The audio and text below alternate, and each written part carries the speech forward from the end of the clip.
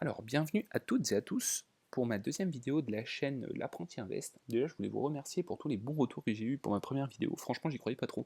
Et bah, vous m'avez montré tout l'inverse. Non seulement il y a eu plus de vues qu'espéré, et surtout j'ai eu des retours plutôt bons, donc ça motive à continuer.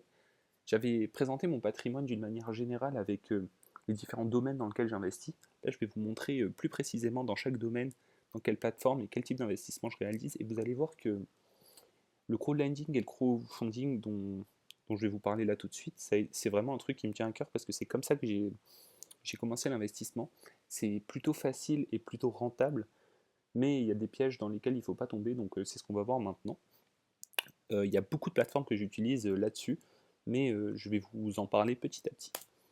Et évidemment, avant la fin de la vidéo, je vais vous dire combien j'ai mis, dans quoi j'ai investi, etc. Sinon, c'est pas drôle, il n'y a pas de tabou. Donc d'abord, on va commencer par les définitions. Le crowdlending, c'est connu sous le nom de prêt participatif. Non, je ne suis pas en train de lire ma diapo puisque c'est moi qui l'ai écrit. Pour faire simple, on a des plateformes dans lesquelles on prête de l'argent et on nous rembourse cette somme avec des intérêts normalement. Et le crowdfunding, c'est un peu différent, c'est du financement participatif. On prête de l'argent, on finance des projets ou des entreprises, mais en échange, on ne reçoit pas d'intérêt direct. On reçoit des récompenses, des produits ou une part de l'entreprise. Donc moi, vous allez le comprendre, j'investis plutôt dans le premier que dans le deuxième. Mais la différence entre les deux, bah là c'est juste un petit résumé, c'est que le premier implique des prêts avec un remboursement d'intérêt, tandis que dans l'autre, on prête ou on finance de l'argent et en échange, on a des avantages qui peuvent être différents des avantages financiers. Mais comment dire, tacitement, on ne reçoit pas de contrepartie financière. Donc, est-ce que c'est important? Non. Pour moi, on s'en fiche. Dans 90% des cas, je parle du crowdlending parce que je prête de l'argent et je reçois des intérêts, mais vous allez me voir faire des lapsus. Et c'est un peu chiant de voir des gens de se faire corriger un peu brutalement pour des petites erreurs de langage. Et en plus, c'est pas du tout important puisque dans tous les cas, le modèle est à peu près le même. Et souvent, on parle de crowdlending, encore une fois. Bon, désolé, je m'embrouille un peu. Là, il y a plusieurs types de plateformes qui ont un fil conducteur. On a des plateformes plutôt généralisées où là, tout se mélange. Donc, celle que je connais le mieux, c'est les entrepreneurs. Ensuite, on a des plateformes qui sont plus spécialisées dans un domaine. Les plus populaires, c'est celles qui font du crowd plutôt immobilier. La première brique, la plus populaire et celle que je préfère.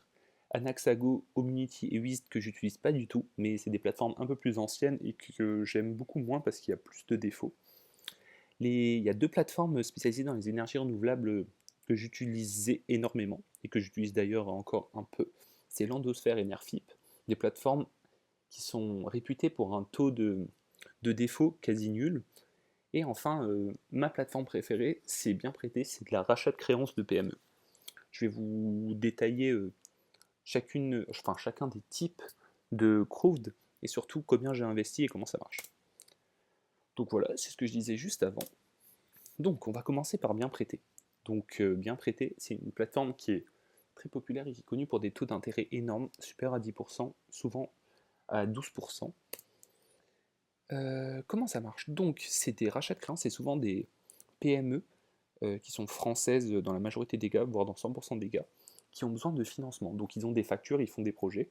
Et le problème, c'est que les PME n'ont pas des fonds de caisse énormes, donc ils proposent de racheter les créances. Donc on finance une facture qui nous rembourse avec des intérêts. Et en attendant, ça permet de faire un fonds de roulement et de reconstituer le fonds de caisse pour faire d'autres projets et pour pas que leur trésorerie soit bloquée. Donc voilà. Alors si je fais quelques erreurs, enfin comment dire, je simplifie les choses, c'est volontaire. Et là, la petite capture d'écran que j'ai mis là, c'est une capture d'écran directement du site où ils expliquent eux-mêmes ce qu'ils font. Mais en somme, c'est un peu la même chose. Petite interruption, un petit problème technique. Donc les atouts pour moi, pour cette plateforme, c'est des délais très courts.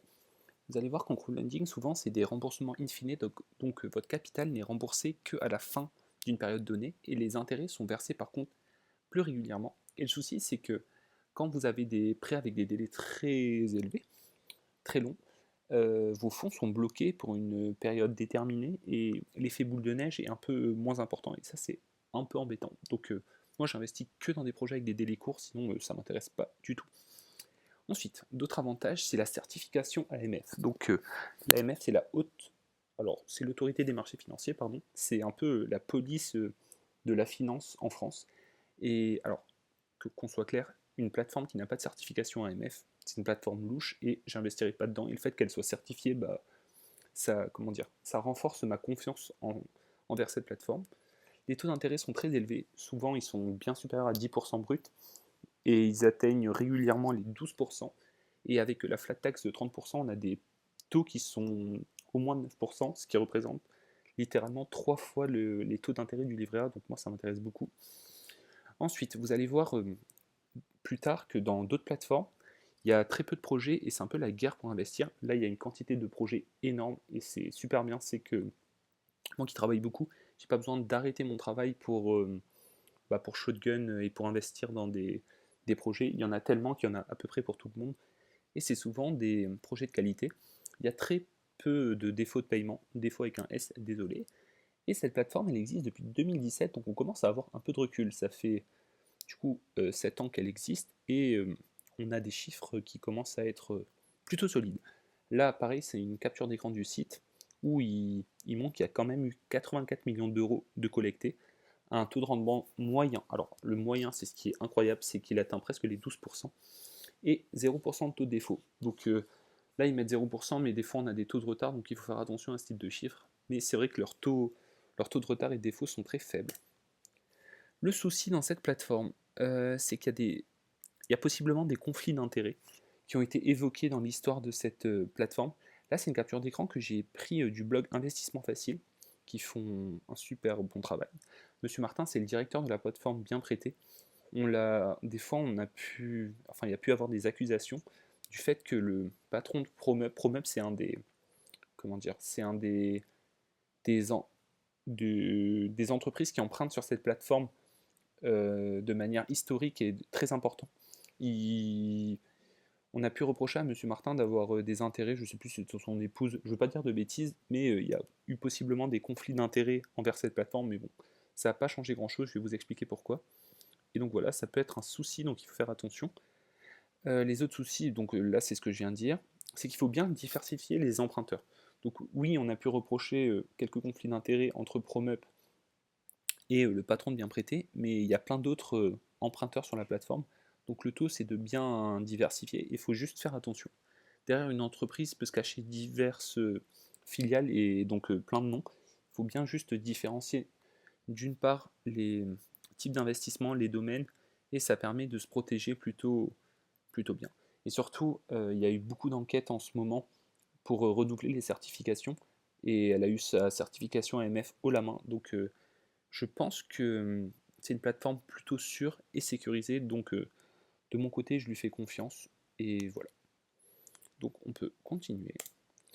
J'ai mis un petit exemple de cas, parce que c'est bien beau de parler, mais voilà, c'est un projet qui a eu il n'y a pas longtemps, donc c'est Feu Vert, une entreprise connue à Aulnay-sous-Bois a, qui a eu un contrat avec Sixt. Sixt, pareil, c'est une entreprise qui est très connue, donc qui a utilisé Feu Vert pour une réparation de flotte de véhicules. Et donc, là, on a le projet avec l'emprunteur, le nom de la facture, donc c'est la facture pour Sixt numéro 2, parce que des fois il les divise. Donc, la plate, c'est un prêt de 159 000 euros, un taux annuel de 10,30% brut, ce qui est énorme, une durée de projet de 4 mois.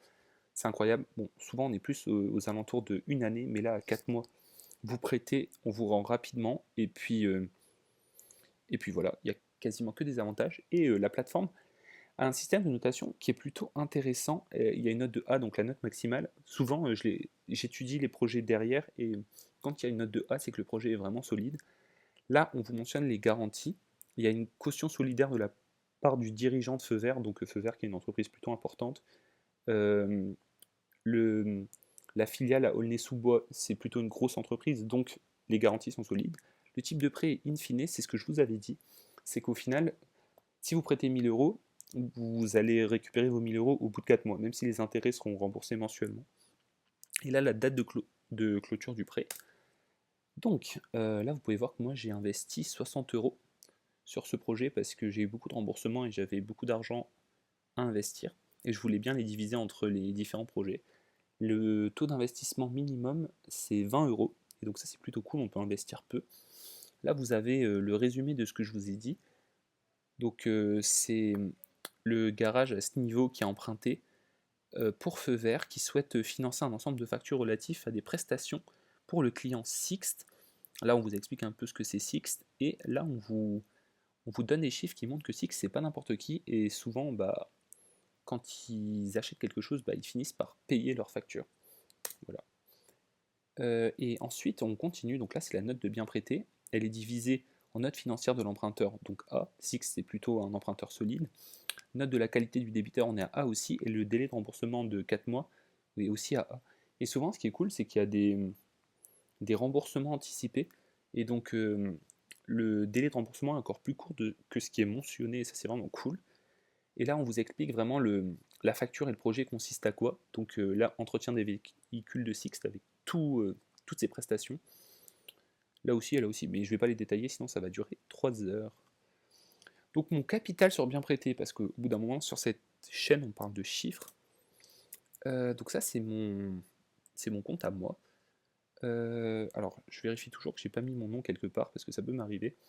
Donc, là, il me reste un peu de liquide disponible, c'est juste que j'ai eu beaucoup de remboursements, et c'est cool, et que j'ai pas encore eu le temps de les investir, parce que je travaille beaucoup en ce moment. Il me reste 78 euros d'intérêt brut à recevoir. Donc là, c'est le détail, franchement, regarde, la plateforme est très ergonomique, j'adore. Donc là, on m'a déjà remboursé 661 euros, ce qui est très bien, j'ai eu 0 défaut. Il me reste 1000 euros à recevoir. Au niveau des intérêts, et c'est énorme, vous pouvez voir que là, j'ai investi à peu près 1600 euros, et j'ai plus de, alors je ne vais pas dire de bêtises, mais quasiment 200 d'intérêts bruts à recevoir. Donc voilà, ils m'ont déjà remboursé plus que ce qu'ils doivent me recevoir, et ça c'est cool. Ils mettent un niveau de diversification, ils le notent. Bon, moi j'ai le niveau expert, je suis très content, mais c'est juste que bah, je connais très bien cette plateforme, j'investis depuis longtemps, donc je suis un peu rodé. Mais on va passer sur... Alors non, on va revenir en arrière. Mon taux de rendement, mon taux de rendement interne est à 1,67, un peu plus faible que celui de la plateforme, mais c'est que moi j'ai trié un peu plus précisément pardon, et je m'en fiche d'avoir un peu moins de 0,5% d'intérêt en moins. Et donc ça, c'est le taux de la plateforme qui est à 11,92%. Ensuite, on continue. C'est la suite de mon compte.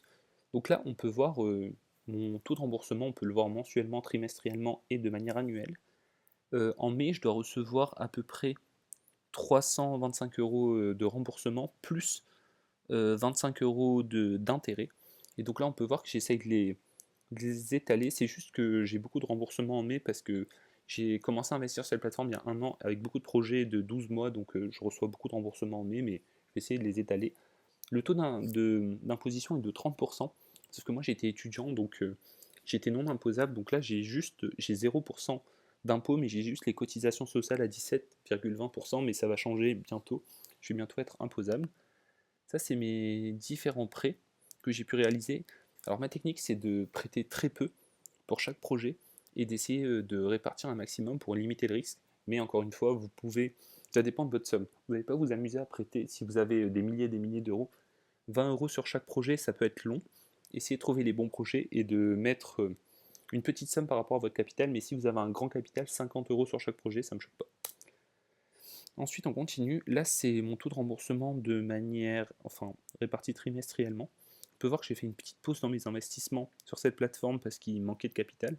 Donc, le premier trimestre 2025, j'ai un peu moins que les autres, mais je vais essayer de lisser ces remboursements en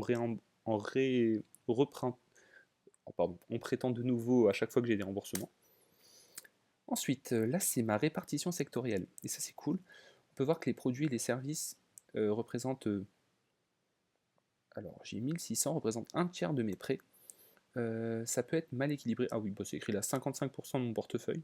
Ça peut être considéré comme bas, mais le souci, c'est que j'ai investi dans d'autres plateformes. Et par exemple, pour l'immobilier, j'en ai dans d'autres plateformes, donc c'est à peu près équilibré.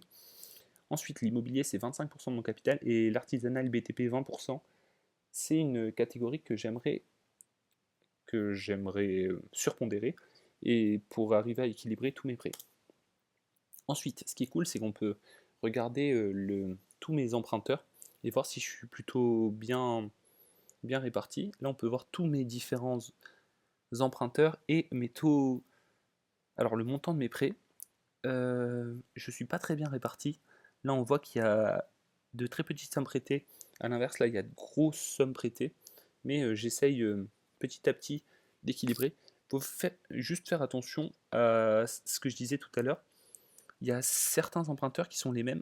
Aquilodge de Promup, je crois que c'est le même propriétaire que Hasard Diffusion par exemple, donc c'est un peu plus équilibré que ça n'y paraît, mais quand même il faut que j'équilibre un peu les emprunteurs.